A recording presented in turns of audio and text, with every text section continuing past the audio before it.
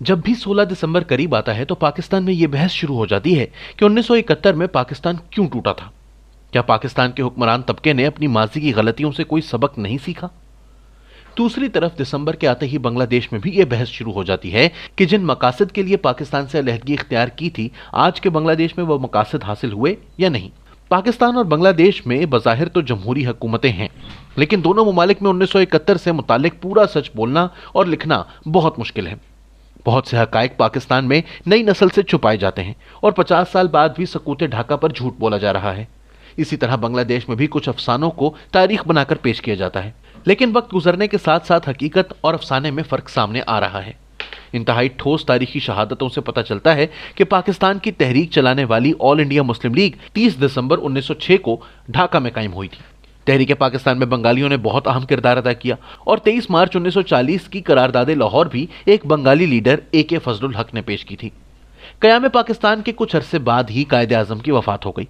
उर्दू को कौमी ज़बान करार देने पर कायदे आज़म की ज़िंदगी में ही मशरक़ी पाकिस्तान में बेचैनी पैदा हुई, लेकिन मशरक़ी पाकिस्तान और मगरबी पाकिस्तान में नफरतों का आगाज़ 1958 में मार्शल लॉ नाफिज होने के बाद हुआ। जनरल अयूब खान ने 1956 का आइन मुअत्तल कर दिया और जब उन्होंने 1962 में सदारती आइन नाफिज करने का मंसूबा बनाया तो इनके बंगाली वजीर कानून जस्टिस रिटायर्ड मोहम्मद इब्राहिम ने जनरल अयूब खान को रोकने की कोशिश की। इनकी किताब diaries of justice Mohammad Ibrahim में जनरल अयूब खान के साथ इनकी सरकारी खतो किताबत शामिल है, जिसमें वजीर कानून ने सदर पाकिस्तान को वार्निंग दी थी कि सदारती आइन पाकिस्तान तोड़ देगा। पाकिस्तान के फौजी सदर ने अपने बंगाली वजीर कानून की वार्निंग नजरअंदाज कर दी। इस सदारती आइन के खिलाफ मशरक़ी पाकिस्तान के गवर्नर जनरल आजम खान ने भी इस्तीफा दे दिया। अयूब खान अपनी जिद पर कायम रहे और उन्होंने एक पंजाबी जज जस्टिस रिटायर्ड मोहम्मद मुनीर को अपना वजीर कानून बना लिया। नए वजीर कानून को यह जिम्मेदारी सौंपी गई कि वो किसी तरह बंगालियों से जान छुड़ाएं। जस्टिस मोहम्मद मुनीर ने अपनी किताब फ्रॉम जिन्नाह टू ज़िया में लिखा है कि 1962 में वजीर कानून बनाने के बाद जनरल अयूब खान ने मशरक़ी पाकिस्तान से ताल्लुक़ रखने वाले एक बंगाली वजीर रमीज़ुद्दीन के पास मुझे भेजा और मैंने उन्हें कहा कि आप हमसे अलहदगी इख्तियार कर लें या कॉन्फेडरेशन बना लें। रमीज़ुद्दीन ने जवाब में कहा कि हम अक्सरियत में हैं, आप अक़लियत हैं, अगर आप अलहदा होना चाहते हैं तो हो जाएं, लेकिन असल पाकिस्तान तो हम हैं। जिसकी शहादत से पता चलता है कि जनरल अयूब खान बंगालियों के साथ नहीं रहना चाहते थे क्योंकि वो सदारती निज़ाम के खिलाफ थे। यही वो साल था जब तहरीक पाकिस्तान के रहनुमा हुसैन शहीद सोहरवर्दी को गद्दारी के इल्जाम में गिरफ्तार किया गया तो ढाका में पाकिस्तान के खिलाफ नारे लगे। हुसैन शहीद सोहरवर्दी की नवासी बैरिस्टर शाहिदा जमील कहती हैं कि इनके नाना इलाज के लिए बैरूत गए, वहां इनकी पुरस्रार हालात में मौत हो गई। हम इन्हें मगरबी पाकिस्तान में दफन करना चाहते थे, लेकिन जनरल अयूब खान ने इजाजत ना दी, लिहाजा इनकी तदफीन ढाका में हुई। इसी जमाने में शेख मुजीबुर रहमान के मौक़िफ़ में बहुत सख्ती पैदा हो गई और कुछ मुसन्निफीन के मुताबिक उन्होंने भारत के साथ खुफिया राब्ते शुरू कर दिए।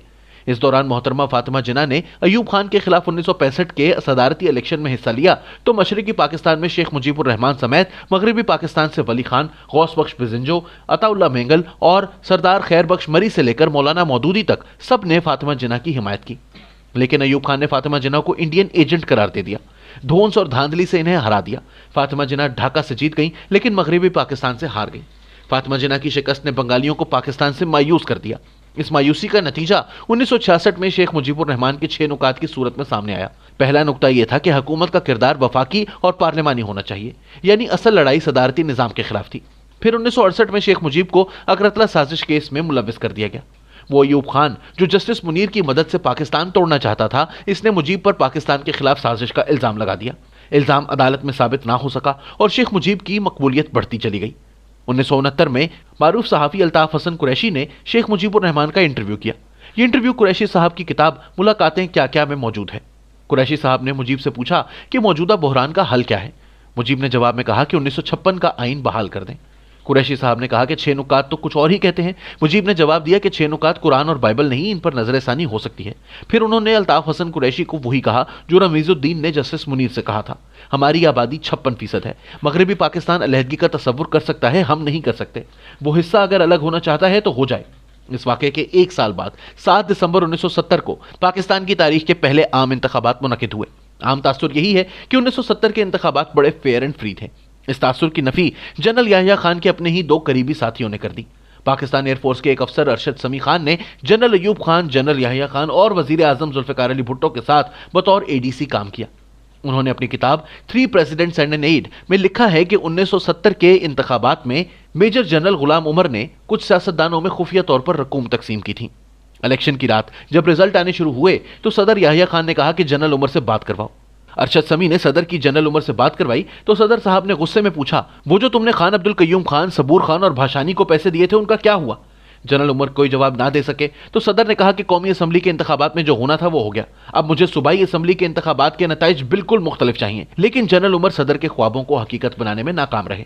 ISPR کے سابق سربراہ اور صدر یحییٰ خان کے press secretary brigadier AR Siddiqui نے اپنی کتاب جنرل محمد یحییٰ خان میں لکھا ہے کہ جنرل عمر نے مشرقی پاکستان میں کرنل SD احمد کے ذریعے خان قیوم کی کنونشن مسلم لیگ، جماعت اسلامی، صبور خان، فضل القادر چودھری، نور الامین، خواجہ خیر الدین، مولوی فرید احمد اور کچھ دیگر میں بھاری رقوم تقسیم کی۔ اس دھاندلی کے باوجود شیخ مجیب الرحمان کی عوامی لیگ نے قومی اسمبلی اور مشرقی پاکستان کی صوبائی اسمبلی میں اکثریت حاصل کر لی۔ اکثریتی جماعت کو اقتدار منتقل کرنے سے گریز کیا گیا۔ یہ پہلو بہت اہم ہے کہ مشرقی پاکستان میں سیاسی بغاوت سے پہلے فوجی بغاوت ہوئی۔ 25 اور 26 مارچ 1971 کی درمیانی شب چٹاگانگ میں 8 ایسٹ بنگال ریجیمنٹ کے میجر ضیاء الرحمان نے اپنے کمانڈنگ آفیسر کرنل جنجوعہ کو قتل کر کے ریڈیو سے آزادی کا اعلان کرا دیا۔ یہ میجر ضیاء الرحمان وہی تھے جنہوں نے بعد میں جنرل بن کر بنگلہ دیش پر مارشل لاء لگایا اور پاکستان کے دوست بن گئے۔ جنرل ریٹائرڈ KM عارف نے اپنی کتاب خاکی سائے میں لکھا ہے کہ جب ضیاء الرحمان بنگلہ دیش کے صدر کی حیثیت سے پاکستان آئے تو ان کے اعزاز میں ظہرانے میں مجھے بھی بلایا گیا، لیکن میں نے صدر پاکستان جنرل ضیاء الحق سے کہا کہ میں اس قاتل کے ظہرانے میں شرکت نہیں کروں گا۔ جنرل ضیاء الرحمان کی اہلیہ خالدہ ضیاء جب بنگلہ دیش کی وزیر اعظم بنی تو انہوں نے جنرل پرویز مشرف کو ڈھاکہ بلا کر ان سے اپنی تحریک آزادی کے شہداء کے مزار پر حاضری دلوائی اور 1971 کے واقعات پر معذرت کروا لی، لیکن جو ظلم ضیاء الرحمان نے کرنل جنجوعہ کے ساتھ کیا اس کی قیمت عوامی لیگ ادا کرتی رہی۔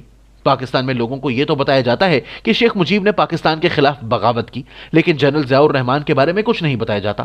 سکوت ڈھاکہ کے 50 سال بعد بھی مغربی پاکستان کے ان شاعروں، ادیبوں اور سیاستدانوں کو غدار کہا جاتا ہے جنہوں نے مشرقی پاکستان میں فوجی آپریشن کی مخالفت کی، لیکن ایسٹرن کمانڈ کے سربراہ لیفٹیننٹ جنرل صاحبزادہ یعقوب علی خان کا ذکر نہیں آتا جنہوں نے مشرقی پاکستان میں فوجی آپریشن سے انکار کیا اور یحییٰ خان نے انہیں ڈسمس کر دیا۔ 16 دسمبر 1971 کے سرنڈر کے بارے میں اہم ترین حقیقت یہ ہے کہ یحییٰ خان نے مشرقی پاکستان میں اپنے کمانڈر جنرل امیر عبداللہ نیازی کو سرنڈر کا نہیں کہا۔ انہوں نے سیز فائر کے لیے اقدامات کا حکم دیا تھا۔ منیر احمد منیر کی کتاب المیہ مشرقی پاکستان 5 کردار میں جنرل یحییٰ خان کا انٹرویو شامل ہے۔ یحییٰ خان نے بتایا، میں نے نیازی کو سرنڈر کا نہیں کہا تھا بلکہ اسے کہا تھا کہ UNO کو بولو کہ سیز فائر کرائے۔ میں نے کہا تھا کہ دشمن کے آگے ہتھیار پھینکنے کا سوال ہی پیدا نہیں ہوتا۔ یحییٰ خان نے جنرل نیازی کو جھوٹا اور بزدل قرار دیا، حالانکہ وہ یحییٰ خان کا حسن انتخاب تھا۔ یحییٰ خان نے اپنے اس انٹرویو میں کہا، ٹرک گیا بیچارہ میاں والی والا۔ بھارتی فوج کے لیفٹیننٹ جنرل جیکب نے سرنڈر ایٹ ڈھاکہ میں لکھا کہ پاکستانی فوج نے مشرقی محاذ پر بڑی جرت اور مستقل مزاجی کا مظاہرہ کیا۔ 16 دسمبر کو جنرل نیازی کے پاس ڈھاکہ میں 30,000 فوج موجود تھی۔ اگر نیازی کچھ دن مزاحمت کرتا تو شاید UNO سیز فائر کرا دیتا۔ جیکب لکھتا ہے کہ ہم تو صرف کھلنا اور چٹاگانگ پر قبضہ کرنے کے لیے آئے تھے۔ 13 دسمبر تک ڈھاکہ ہمارے پلان میں شامل نہ تھا، لیکن جب نیازی کو یہ کہا گیا کہ اگر تم سرنڈر کر دو تو تمہیں مکتی باہنی کے حوالے نہیں کیا جائے گا تو وہ سرنڈر کے لیے مان گیا۔ بقول جیکب سرنڈر کے وقت نیازی کی آنکھوں میں آنسو تھے۔ ڈاکٹر صدر محمود نے اپنی کتاب پاکستان کیوں ٹوٹا میں جنرل راؤ فرمان علی کا انٹرویو شامل کیا ہے، جنہوں نے بتایا کہ 6 دسمبر کو جیسور پر قبضہ ہوا تو جنرل نیازی گورنر ہاؤس ڈھاکہ میں آ کر رونے لگا۔ راؤ فرمان علی نے یہ قصہ اپنی کتاب ہاؤ پاکستان گاٹ ڈیوائیڈڈ میں بھی بیان کیا ہے۔ انہوں نے لکھا ہے کہ فوج نے اپنے قید خانے اور عدالتیں بنا رکھی تھیں اور سویلینز کو بغیر وجہ اٹھا لیا جاتا تھا۔ کئی دانشوروں کو میری مداخلت پر رہا کیا گیا۔ مشرقی پاکستان میں فرائض سر انجام دینے والے میجر جنرل ابو بکر عثمان مٹھا نے اپنی کتاب بمبئی سے GHQ تک میں لکھا ہے کہ ہمارے خفیہ ادارے مشرقی پاکستان میں جن کو غائب کر دیتے تھے ان میں 90% مسلمان ہوتے تھے۔ ان حرکتوں سے پاکستان کے حامی ہمارے مخالف بن گئے۔ جنرل مٹھا کے پاس لاپتہ افراد کے لواحقین آتے تھے لیکن کوئی بازیاب نہ ہوتا تھا۔ میجر جنرل خادم حسین راجہ نے اپنی کتاب A Stranger in My Own Country میں لکھا ہے کہ مارچ 1971 میں جنرل نیازی نے ایک میٹنگ میں بنگالی افسروں کی موجودگی میں کہا، میں اس حرام زادی قوم کی نسل بدل دوں گا۔ اس واقعے کے بعد ایک بنگالی افسر میجر مشتاق نے کمانڈ ہیڈ کوارٹرز کے باتھ روم میں اپنے آپ کو گولی مار کر خودکشی کر لی۔ جنرل نیازی نے بنگالیوں کو ان کی نسل بدلنے کی دھمکی دی اور پاکستان کا جغرافیہ بدل کر واپس آئے۔ اس کی نگرانی میں جو ظلم و ستم ہوا اس کی گواہی راؤ فرمان سے لے کر جنرل مٹھا تک بہت سے فوجی افسران نے دی۔ لیکن یہ کہنا درست نہیں کہ فوجی آپریشن میں 30 لاکھ بنگالیوں کو قتل کیا گیا اور 2 لاکھ عورتوں کا ریپ ہوا۔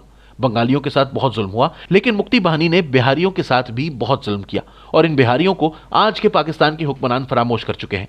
जस्टिस हमूदुर रहमान, जस्टिस अनवारुल हक और जस्टिस तुफैल अली अब्दुल रहमान पर मुश्तमिल कमीशन ने जनरल न्याजी के तर्ज को शर्मनाक और इखलाकी दिवालियापन का शिकार करार दिया। कमीशन ने लिखा कि जनरल न्याजी कम अज कम 2 हफ्ते तक ढाका का दिफा कर सकते थे। वो सरेंडर की बजाय अपनी जान कुर्बान कर देते तो आइंदा नस्लें इन्हें एक अजीम हीरो के तौर पर याद रखती। हमूद अब्दुल रहमान कमीशन के मुताबिक उन्होंने हिंदुस्तानी जनरल को गार्ड ऑफ ऑनर का हुक्म देकर मुल्क और फौज की इज्जत खाक में मिला दी।